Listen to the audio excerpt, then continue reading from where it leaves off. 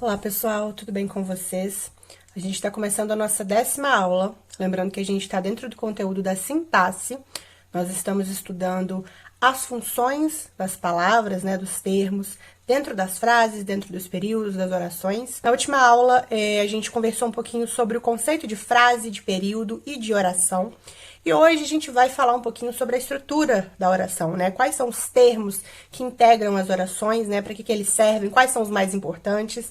E a gente vai passar aí as próximas aulas conversando um pouquinho sobre as orações. As orações são compostas do que a gente chama de termos essenciais da oração, termos integrantes e termos acessórios. Hoje a gente vai começar a falar um pouquinho sobre os termos essenciais, Aqueles que são os mais importantes, que realmente formam a oração não existe sem esses termos, E vamos conversar um pouquinho sobre as classificações, e os conceitos. Os termos essenciais da oração, gente, quais são eles, Nós temos aí o sujeito e o predicado, Vocês já devem ter ouvido falar sobre isso, Mas talvez não se aprofundaram ou não viram as classificações. Mas nós temos aí, um sujeito, que é aquele termo que se relaciona com o verbo na oração, Lembrando que o conceito de oração é justamente ter um verbo ali naquela frase. É isso que faz de uma frase uma oração. O sujeito é aquele que se relaciona com o verbo, ou seja, é quem sofre a ação ou quem pratica a ação, Ou está ali concordando ali com o verbo, relacionado com o verbo. Esse é o sujeito. E o predicado é o restante da frase, tudo que não é o sujeito, é o predicado, E um macetinho bom aí pra gente pensar no sujeito e no predicado, como que a gente descobre esses dois elementos, é pensar quem é que está relacionado ao verbo e o que tá acontecendo ali naquele contexto. Vou dar um exemplo para a gente entender. Se eu falo a seguinte frase, a seguinte oração. Os estudantes organizaram a homenagem. Primeira coisa que a gente faz é achar o verbo, Qual é o verbo dessa oração? Organizaram, do verbo organizar. Quem está relacionado a esse verbo, Os estudantes. E qual é o restante da frase? O que tá acontecendo? Organizaram a homenagem. Então, eu tenho os estudantes, que é meu sujeito, e organizaram a homenagem, que é o predicado. E é importante ressaltar que o sujeito é realmente todo esse termo aí, os estudantes. Esse é o sujeito.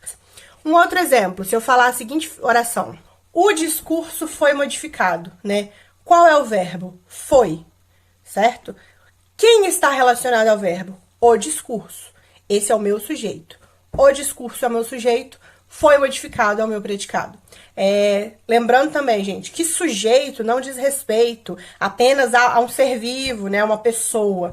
Na sintaxe, na língua portuguesa, o sujeito é aquele que se relaciona com o verbo, independente, se ele é uma pessoa, se ele é um animal, se ele é alguma outra coisa, Nesse caso aqui, o nosso sujeito é o quê? O discurso. Por quê? O discurso foi modificado, O sujeito, ele sempre concorda com o verbo. Eu não posso falar o discurso foram modificados, ou os discursos foi modificado. Não, o verbo tem que concordar com o sujeito. Os discursos foram modificados. Então, isso é sujeito e predicado. Aí você pode perguntar, professora, existe então uma ordem, Sempre vai ser o sujeito e depois o predicado, E não necessariamente. Nós temos 3 tipos de organização dentro da frase ali. Eu posso ter a forma direta, que é essa que eu falei para vocês, que vem o sujeito e depois o predicado. Um exemplo.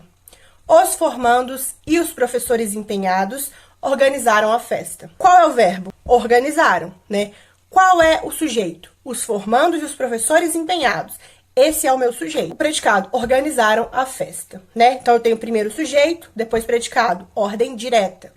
Eu posso ter também a ordem inversa, Quando o predicado vem antes do sujeito. Então, se eu falar, organizaram a festa, os formandos e os professores empenhados. O sujeito mudou? O sujeito não mudou. Por quê? Qual é o meu verbo? Organizaram, certo?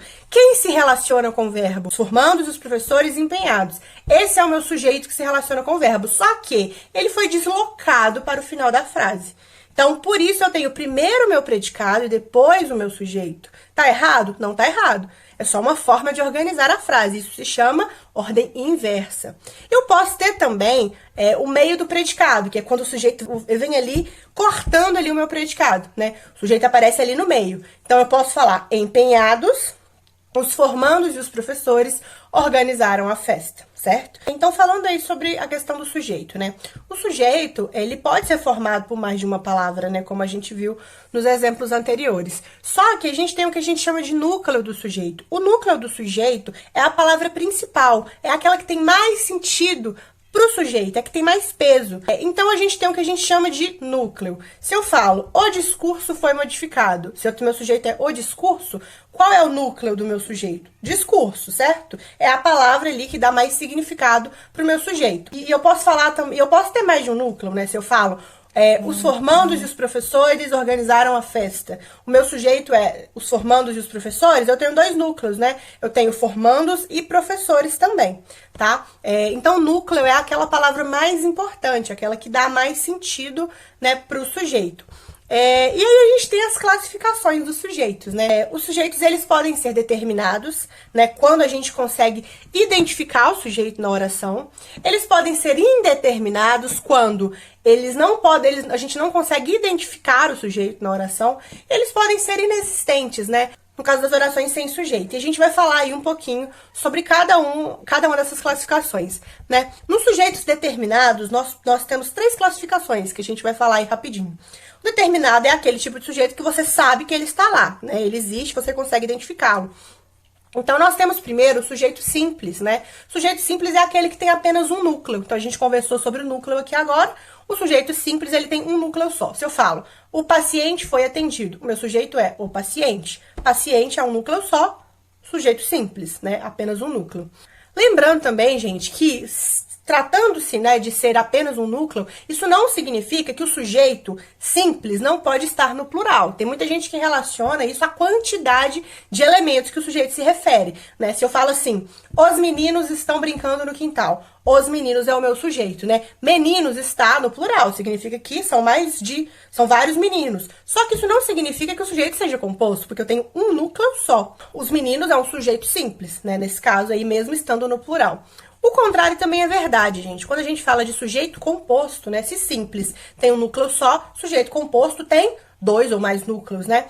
Se eu falo assim, Camila e Lorena fizeram os doces da festa. Camila tá no singular, né? Obviamente, Lorena também. Só que eu tenho 2 núcleos, né? Camila, Lorena. Eu tenho 2 núcleos, então eu tenho um sujeito composto, tá? Por quê? Camila não é mais importante do que Lorena, né? As duas têm o mesmo peso. Isso significa o quê? Que eu tenho 2 núcleos desse sujeito. Se eu falo, a professora e os alunos ensaiaram para a festa da escola. 2 núcleos. Professora, alunos, né? Por quê? São 2 palavras com significado dentro daquele sujeito, com sentido dentro daquele sujeito. Temos também o que a gente chama de sujeito oculto, gente. Do que se trata o sujeito oculto? Sujeito oculto é aquele que a gente sabe que ele está lá, a gente sabe que ele existe, a gente sabe quem ele é, mas ele não é identificado, ele não está explícito dentro da oração, né? E a gente consegue determiná-lo pelo verbo, né? O verbo ali que controla a oração, a gente consegue determinar quem é o sujeito, mas ele não está escrito ali, né? Por exemplo, se eu falar a seguinte frase, estamos muito orgulhosos de vocês, né? Se eu falo estamos, né? Estamos já é o verbo. Só que a gente não tem ali quem estamos, né? Só que, de acordo ali com o verbo, com a concordância, com a flexão do verbo, quem estamos? Nós. Só pode ser nós, né? Então, nós estamos muito orgulhosos de vocês. Mas o nós não está explícito. Então, é um sujeito oculto. A gente sabe que ele existe, a gente sabe quem ele é, mas ele não está escrito, não está explícito ali. Da mesma forma que se eu falar, deixei minha chave em casa. Deixei. Quem deixei, né? Só pode ser eu. Eu deixei minha chave em casa, mas o eu não está explícito. Mas não deixa de ser um sujeito oculto, que a gente sabe que está ali, que a gente sabe quem é e que a gente sabe que existe. Esse é o sujeito oculto. E ele é diferente, gente, da próxima classificação, que é o sujeito indeterminado. O sujeito indeterminado é aquele que faz referência a alguém, mas não identifica. A gente não consegue determinar quem é aquele sujeito. Então, ele geralmente vem acompanhado de verbos ali na terceira pessoa, do plural, né, da terceira pessoa do singular. E às vezes ele tem um se ali, uma partícula se, que a gente vai ver o exemplo, para indeterminar ali quem é o sujeito, a quem está se referindo ali, né, aquela oração. Então, se eu falo assim, esqueceram de trancar a porta, né, a gente sabe que alguém esqueceu de trancar a porta, mas a gente não sabe quem. Isso é indeterminado. Isso não fica implícito como no sujeito oculto. Isso é realmente não determinado, né? Se a gente fala assim, precisa-se de vendedores, Os vendedores, eles não são sujeito, né? A gente vai ver lá na frente o que é esses vendedores aí. Os vendedores, eles não são sujeito. Quem precisa-se? Quem está precisando? O que está precisando? A gente não sabe. Então, a gente tem aí uma indeterminação do sujeito. A gente não sabe quem é o sujeito. Ele não está oculto. A gente só não consegue identificá-lo, tá? E por último, nós temos o sujeito inexistente, gente, que são os casos aí que não existe o sujeito mesmo. Ele não está oculto, ele não tem como determiná-lo, ele realmente não existe. E isso acontece quando a gente tem aí eventos da natureza, por exemplo, nevou, né, choveu, amanheceu, esfriou, né? Não tem sujeito, a gente não consegue perguntar quem, né? Esses termos que eu falei são todos verbos, o que significa que são orações. Mas cadê o sujeito? Não existe, né? Não tem sujeito. E a gente também usa quando a gente tem ali o verbo haver, né? No sentido de existir, né? Ou no sentido de tempo decorrido, né? Há muita gente na praia, né? Na minha família houve um caso parecido. Esse há aí, ele é um verbo impessoal, que a gente chama de impessoal. Então não tem sujeito, não existe sujeito. Não identifica sujeito nesses casos. São orações sem sujeito, sujeito inexistente, tá? Agora, gente, entrando ali nos predicados, né? Os predicados que são ali o restante da frase, é o predicado ali que comporta o verbo da frase, né? Quais são as classificações? Como a gente consegue categorizar os predicados e classificar os predicados, né? Primeiro, a gente tem que entender que os verbos, né, gente? Se a oração tem verbo, né? Os verbos, eles se comportam de maneira diferente na oração. Nós temos os verbos de ação, né, que a gente pode chamar de verbo nocional, que são verbos que indicam realmente uma ação, né, correr, andar, sorrir, né. Mas a gente também tem os verbos que a gente chama de ligação, né. Por exemplo, se eu falo assim, eu andava triste. Eu andava triste não é o andar, né, de ação, é o andar de um estado de espírito, né, um modo, né? Ou então, se eu falo, você foi muito atencioso comigo. Esse foi não é ação, né? É um modo, é um estado. Então, esses são verbos de ligação, né? No material de apoio vai ter aí os verbos de ligação para que vocês entendam melhor. Nessa situação de que o verbo é de ligação, você entende que no predicado, ele não serve ali para dar um sentido. Ele está fazendo uma ponte ali entre o sujeito e o predicado. Então, a gente vai ver as classificações a partir dessas características dos verbos, né? Se eu tenho, gente, um predicado que possui um verbo de ação, né? Então, a gente chama esse predicado de verbal. É um predicado verbal. Se eu falo assim, terminei mais cedo, né? Terminei é um verbo de ação. Então, nesse caso, a gente chama esse predicado de verbal, né? Ou, nós caminhamos muito hoje. Caminhamos, né? É o verbo de ação. Ou, cheguei hoje de viagem, cheguei, verbo de ação, né? Mostra ali uma ação. Então, a gente tem aí um predicado verbal. Por quê? No núcleo, né? O núcleo do predicado é verbal. Cheguei, né? Caminhei, terminei. Esse núcleo aí, a palavra mais importante é o verbo. Mas e quando a palavra mais importante do núcleo não é o verbo? Como que a gente classifica esse predicado, né? Se eu tenho, por exemplo, o patrão foi atencioso, né? Eu tenho o patrão, que é o sujeito, e foi atencioso é o meu predicado. Nesse predicado aí, foi é o verbo. Só que ele não é a palavra mais importante. A palavra mais importante é atencioso, né? Foi é um verbo de ligação. Nesse caso, o atencioso, ele faz o papel principal no predicado. E aí, ele é o quê? Ele é um adjetivo, ele não é um verbo, né? Nesse caso, a gente chama de predicado nominal. Por quê? Ele não é um predicado verbal, né? Ele não tem um verbo de ação ali fazendo o papel principal no predicado, né? Se eu falo assim, Alan está feliz. Qual é o meu predicado? Está feliz. Qual é o verbo? Está.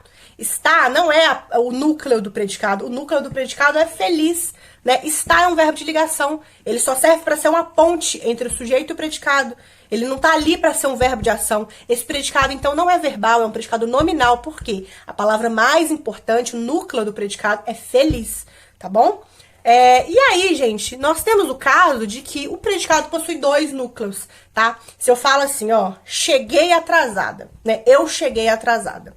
É como se eu estivesse falando, eu cheguei e estava atrasada, né? Nesse caso aí, eu tenho cheguei, que é um verbo de ação, e eu tenho atrasada, que tá qualificando ali, né, a forma que a pessoa chegou, né? Eu tenho o quê? Um verbo e um nome, né? Nesse caso, eu tenho dois núcleos, eu tenho duas palavras importantes. Como que eu chamo esse tipo de predicado? Ele é um predicado verbo nominal, porque ele combina um verbo de ação, ele combina um nome, né? Ele não é nem só verbal, nem só nominal, ele é verbo nominal. Essa é a classificação. Ok? Então é isso, gente. Essa é a aula sobre predicados e sujeitos. Essas são as classificações, tá bom? Tem material de apoio para que vocês entendam melhor, para que vocês acompanhem, tá? Também estou disponível no WhatsApp para que vocês me procurem. Tirem as suas dúvidas, eu tô à disposição de vocês. Nas próximas aulas a gente vai continuar conversando sobre oração, a gente vai ver termos integrantes das orações, termos acessórios das orações e as classificações, tá bom? Nas próximas aulas a gente ainda tem um papo longo aí sobre oração e até a próxima.